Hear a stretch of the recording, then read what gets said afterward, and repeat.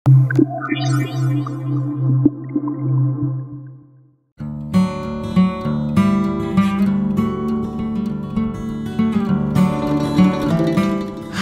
sawah hijau yang terbentang di kaki Gunung Singgalang menjadi serambi nagari Koto Gadang. Keindahannya menambah keasrian dan daya tarik salah satu daerah di Kecamatan Ampek Koto, Kabupaten Agam, Provinsi Sumatera Barat ini.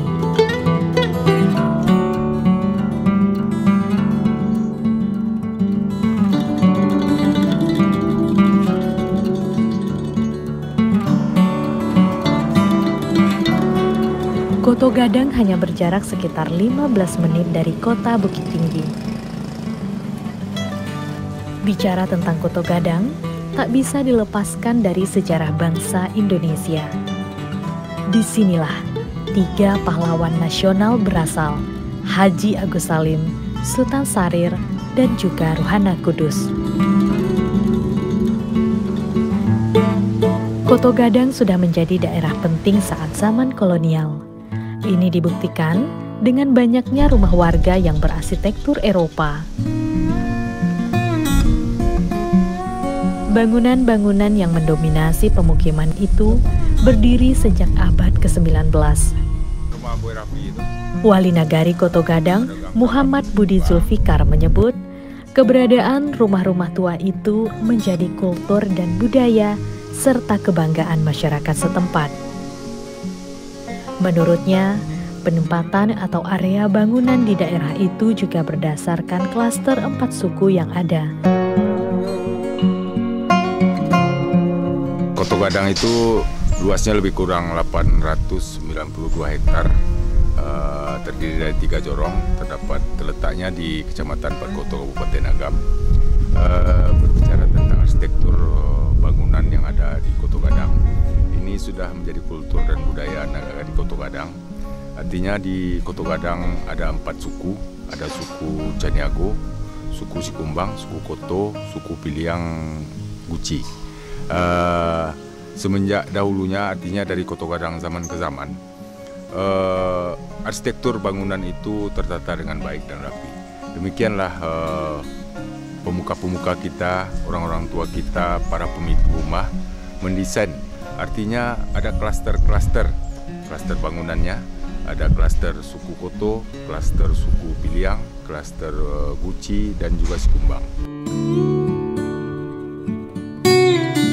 Dari pendataan yang dilakukan pemerintah Nagari Koto Gadang, ada 357 rumah yang masih mempertahankan klaster dan arsitektur yang ada. Hal itu juga sesuai dengan kesepakatan masyarakat Nagari, baik yang di kampung halaman ataupun di perantauan, guna menjadikan Nagari Koto Gadang sebagai kawasan pusaka. Meski kondisi rumah-rumah tua di Nagari Koto Gadang masih terpelihara, namun 85% diantaranya sudah tidak lagi dihuni para pemiliknya. Ini terjadi karena mayoritas masyarakat Koto Gadang hidup di perantauan, bahkan turun-temurun.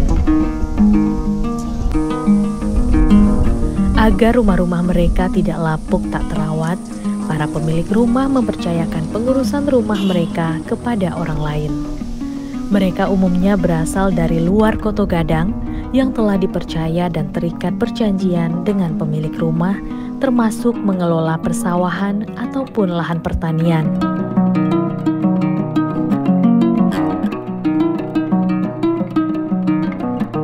Uh, 85% perumahan pemukiman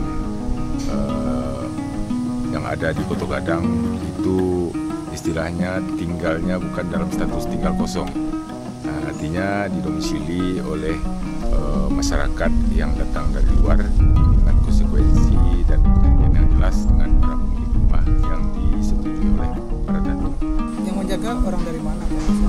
Kebanyakan warga-warga yang datang dari luar Koto Gadang yang berdomisili dan ditanggung jawabi oleh pemilik rumah. Artinya seperti tanggung jawab perawatan pemeliharaan, aset-aset yang ada di rumah diberikan pembiayaan oleh pemilik rumah. Artinya mereka tinggal di sini, berdomisili di sini cukup senang dan baik. Ini adalah rumah kelahiran Haji Agus Salim, pahlawan nasional yang juga dikenal sebagai diplomat ulung dan mantan Menteri Luar Negeri era Soekarno. Seperti banyak rumah lain di Koto Gadang, rumah ini pun selama puluhan tahun ditinggal pemiliknya.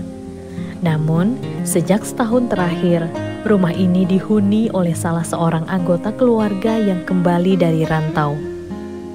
Rumah kelahiran Haji Agus Salim ini berdiri pada tahun 1800-an. Hingga kini, diperkirakan sudah 100 kepala keluarga yang terpaut dengan rumah gadang ini. Namun mereka sudah tidak lagi di kampung halaman, kecuali Hedi Ananda. Menurut Hedi, ibunya merupakan anggota keluarga yang terakhir menghuni rumah ini. Namun akhirnya pun pergi setelah menikah pada tahun 1985.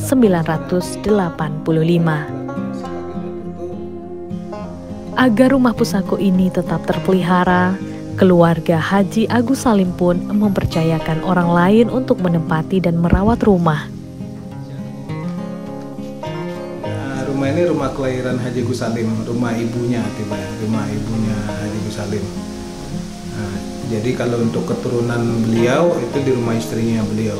Rumah ini kalau yang ibaratnya kosong, dibilang kosong pun nggak ada kosong. Cuman ibaratnya kalau yang orang asli rumah tinggal di sini ya baru setahun belakangan ini lah. Yaitu saya sendiri dari sini kan. Sebelumnya ada penjaga rumah dulu, ibaratnya pendatang.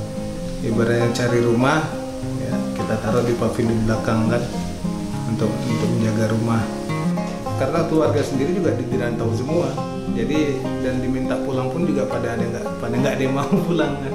Mungkin karena udah kasihkan dirantau kan, mungkin ibaratnya pekerjaan bisa jadi mungkin karena pengaruh pekerjaan atau ya mungkin banyak pertimbangan lain lah dari masing-masing mereka. Meski tidak lagi ditinggali oleh keluarga secara tetap, namun Hedi mengaku keluarganya sudah sepakat mempertahankan keaslian rumah. Selain untuk merawat kenangan dan kebanggaan keluarga terhadap peninggalan nenek moyang mereka, rumah batu dan kayu ini pun menurut Hedi lebih aman dari gempa bumi karena daerah ini juga pernah dilanda gempa besar. Enggak, kalau dari keluarga kita sih memutuskan tetap menjaga dari bentuk lama tetap dijagalah kelestariannya. Kenapa?